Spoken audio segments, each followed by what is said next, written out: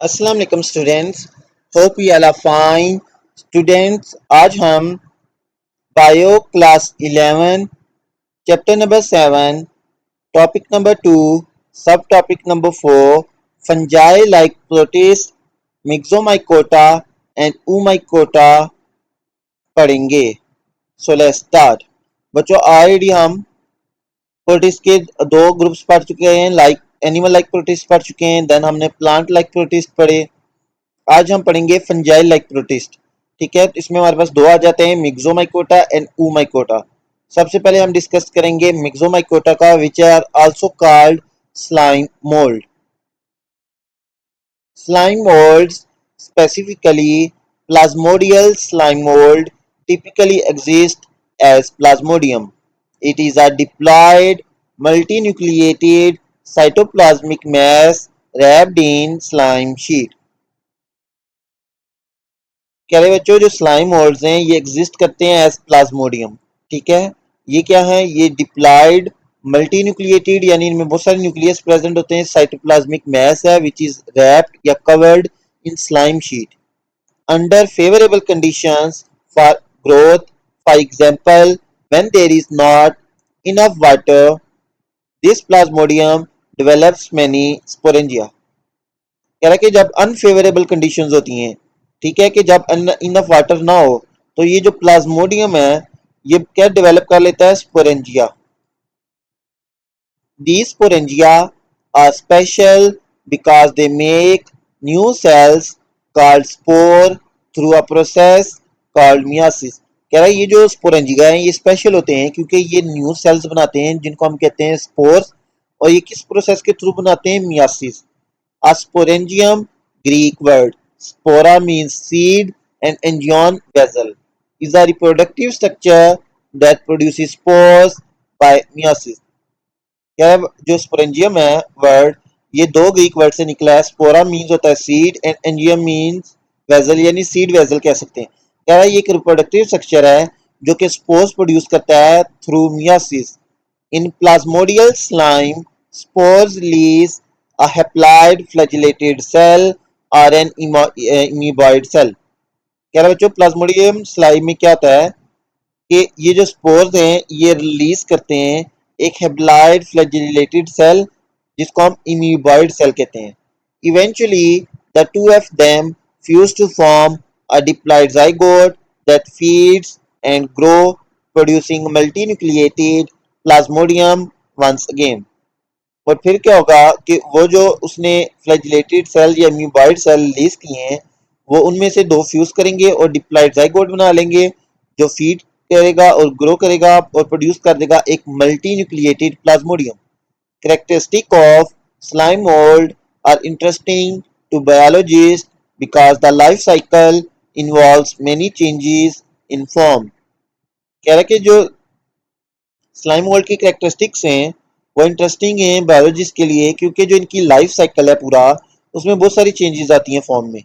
These different forms resemble other type of protist, और ये जो इसकी लाइफ फॉर्म्स आती हैं डिफरेंट, वो डिफरेंट प्रोटिस्ट को रिजेंबल करती हैं।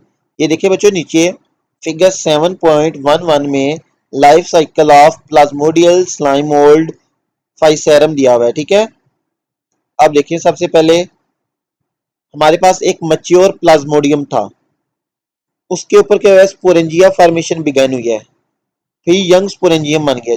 जब स्पोरेंजियम बन गए उसके अंदर मियासिस के थ्रू क्या बन जाएंगे? स्पोर्स।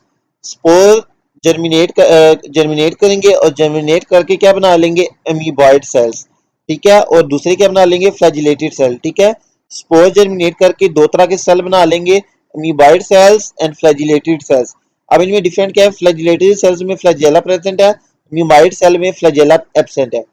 अब क्या होगा कि ये मीबाइड सेल्स फ्यूज करके क्या बना लेंगे? जाइगोट। ठीक है, जाइगोट क्या करेगा? जर्मिनेट करके ग्रो करके यंग प्लाज्मोडियम बनाएगा और वो दोबारा से मैच्योर प्लाज्मोडियम बनाएगा। तो ये है life cycle of plasmodial slime mould. Next आ जाते हैं हमारे पास oomycota which are also called water moulds. ठीक है, oomycotes include water molds, white rust, and tiny mildews. कह रहा है कि इसमें हमारे पास वाटर मोल्ड्स आ जाते हैं हुमाइकोट्स में, वाइट रस्ट आ जाते हैं and downy mildews. They are typically found in aquatic environment और मॉइस्ट टेरेस्ट्रियल वंस। ये मोस्टली एक्वेटिक इन्वायरमेंट में होते हैं या फिर मॉइस्ट टेरेस्ट्रियल में। The members of the group are neither parasite और सेप्रोट्रॉफ। कह रहा है जो इस ग्रुप के मेंबर्स हैं वो इधर पैरासाइट भी हो सकते हैं, सेप्रोट्रॉफ भी हो सकते हैं। Some are parasite of plant while a few aquatic oomacotes are animal parasite। Mostly ये प्लांट के पैरासाइट्स हैं, ठीक है, यानी ये प्लांट से लेंगे न्यूट्रिशन वगैरह और इन टाइम उनको हार्म करेंगे। कह रहा है कुछ एनिमल पैरासाइट्स भी हैं। The cell wall in oomacotes contain cellulose unlike fungi which have chitin। कह रहा है इनकी सेल वॉल में सेलुलोज होती है एज अनलाइक फंजाई जिसमें काइटन होती है। They have filamentous structures called hyphae as in fungi. इनके पास कुछ फिलामेंट लाइक स्ट्रक्चर्स होते हैं जिनको हम हाइफी कहते हैं। The hyphae are aseptate i without intercellular wall and are coenocytic. कह रहा है जो इनके हाइफी है ना, चाहे हाइफी दो तरह के हो सकते हैं, सेप्टेट भी हो सकते हैं, एसेप्टेट भी। ए का मतलब होता है एब्सेंट और सेप्टा का मतलब होता है वॉल, यानी इनमें जो वॉल है वो एब्सेंट होती है, यानी विदाउट इंट्रासेलुलर वॉल होते हैं, और ये कोइनोसिटिक है यानी मल्टी न्यूक्लिएटेड है।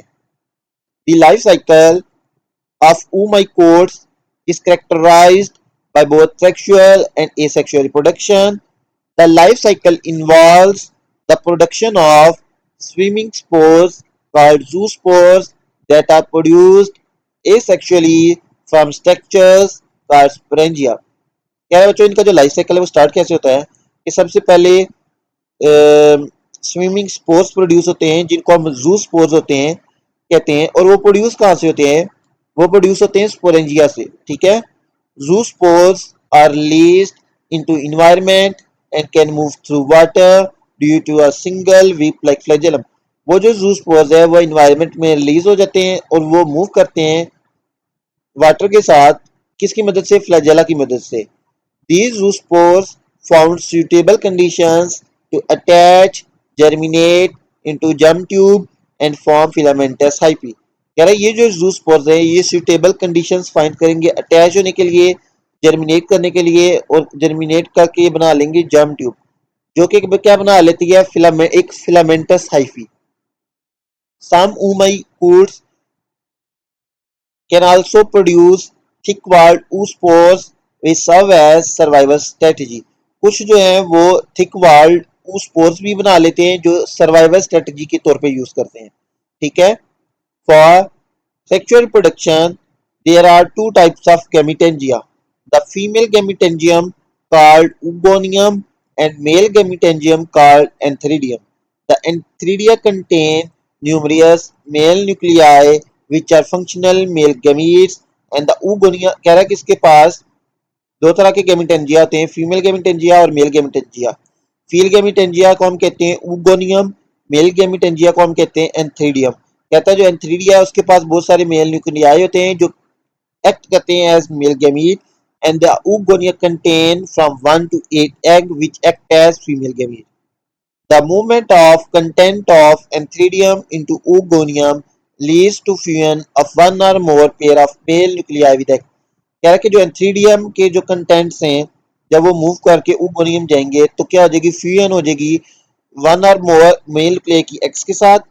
This is followed by thickening of cell wall around resulting zygote और जाइगोट्स। इसके बाद क्या होगा कि जो फ्यूजन होकर जाइगोट बनेगा उसके बाद जो उसके अराउंड सेल वॉल है उसकी थिकनिंग स्टार्ट हो जाएगी। This produces a special kind of thick walled cell called oospore। इससे हमारे पास एक special kind of thick walled cell बन जाएगा जिसको हम कहेंगे oospore। This structure give the phylum its name, phylum oomacote। अच्छा, इस वजह से इस फाइलम का नाम पड़ा है oomacote क्योंकि इसमें जो हमारे पास एक स्पेशल काइंड ऑफ सेल बनता है थिक वॉल्ड सेल जिसको हम oospore कहते हैं, ठीक है। Common examples of oomacotes include Phytophthora infestans, Saprolegina। ये देखिए बच्चों नीचे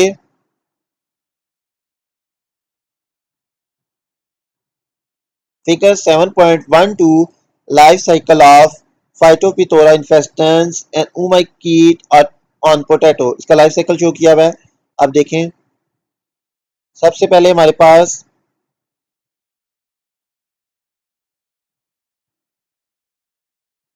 ये देखें, ये यंग प्लांट था, उसके ऊपर स्पोरेंजियम थे।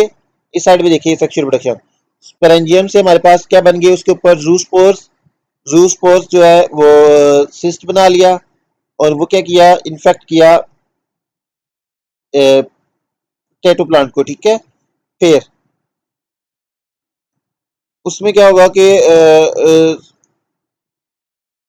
अच्छा सॉरी, ये क्योंकि हमारे पास हमने पढ़ा था कि दो अब ये होगी सेक्सुअल रिप्रोडक्शन, जो सेक्सुअल रिप्रोडक्शन है उसमें हमारे पास पता है मेल के मीटेंजिया और फीमेल के मीटेंजिया है। तो ये देखिए ऊगोनियम है, उसके ऊपर ऊस्पोर बनेंगे, ठीक है। ऊस्पोर जो है, और यहाँ पे हमारे पास देखें कोनिडियम है, ठीक है, और ये दोनों फ्यूज करके क्या बना लेंगे, जाइगोट। नेक्स्ट है हमारे पास importance of protist to humans, के ह्यूमंस के लिए क्या इंपॉर्टेंस है प्रोटिस्ट की। Protists are a diverse group that has both useful and harmful impact for human। कह रहा है ये एक डाइवर्स ग्रुप ऑफ ऑर्गेनिज्म है, ये यूजफुल और हार्मफुल इफेक्ट्स दोनों हैं ह्यूमंस के लिए। Some are discussed below. First of all, dinoflagellates, some produce toxins harmful to marine life and can cause harmful algal blooms retires। कह रहा है कुछ जो डायनोफ्लैजिलेट्स हैं वो टॉक्सिन्स प्रोड्यूस करते हैं जो कि हार्मफुल होते हैं मेरीन लाइफ के लिए, ठीक है। और वो क्या करते हैं कि एल्गल ब्लूम काज करते हैं reptiles. The neurotoxin produced by certain dinoflagellates such as those in the genus Laxandarium can lead to a condition known as paralytic shellfish poisoning PSP in humans। कुछ जो न्यूरोटॉक्सिन्स प्रोड्यूस करते हैं dinoflagellates like genus एलेक्जेंड्रियम के, वो एक condition काज करती है human में जिसको हम कहते हैं paralytic shellfish poisoning PSP. These toxins accumulate in shellfish when the shellfish feed on these dinoflagellates। यानी कि ये जो टॉक्सिन्स हैं ये एक्यूमुलेट हो जाते हैं शेलफिश में जब वो शेलफिश फीड करती है इन डाइनोफ्लैजिलेट्स को। When humans consume contaminated shellfish, the toxins can cause paralysis by blocking the transmission of nerve signals to muscle। और जब ह्यूमंस ऐसी कंटेमिनेटेड फिश को खाते हैं जिसके अंदर ये टॉक्सिन एक्यूमुलेट या स्टोर हुआ हुआ होता है, तो वो जो टॉक्सिन है वो पैरालिसिस काज कर देता है। और वो कैसे पैरालिसिस काज करता है, by blocking transmission of signals to muscle. ये जो ब्रेन जो सिग्नल्स भेज रहा था मसल्स को, उसकी उस सिग्नल्स को ब्लॉक कर देता है। This paralysis can extend to the respiratory muscle, potentially leading to respiratory failure if left untreated।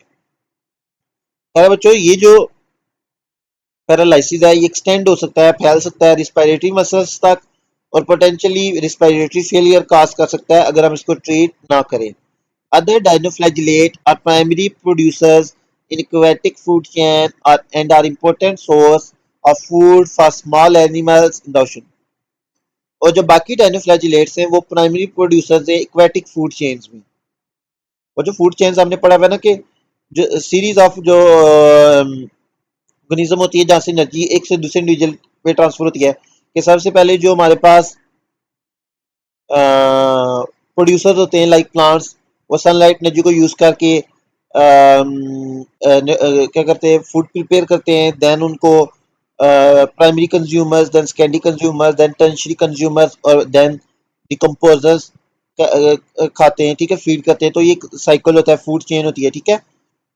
तो कह रहा है कि ये प्राइमरी प्रोड्यूसर्स है फूड चेन्स में, और इंपॉर्टेंट सोर्स ऑफ फूड है स्मॉल एनिमल्स के लिए ओशन में। Next are diatoms. Diatoms are major oxygen producers and a fundamental component of both marine and freshwater food webs।